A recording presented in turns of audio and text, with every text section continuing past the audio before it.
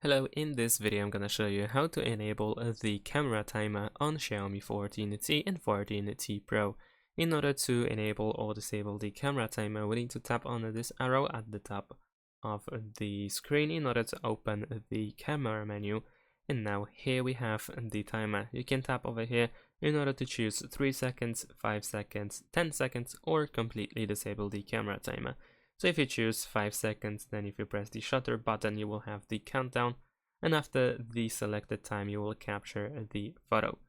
Now, as a tip, I can also give you something more, and that is the timed burst. So if you wish to have a custom timer, then instead you can use the timed burst, and over here you can set the interval. Of course, you can set it to 1 second, 2 seconds, and so on and so forth, up to even a minute. So let's say I want to have a 15 seconds timer.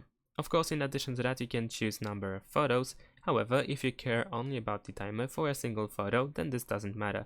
So let's say we can choose the least amount 10, we can still cancel that.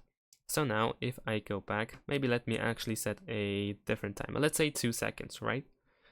And if you want to take a photo after 2 seconds, then after that you can press the shutter button, you have the countdown.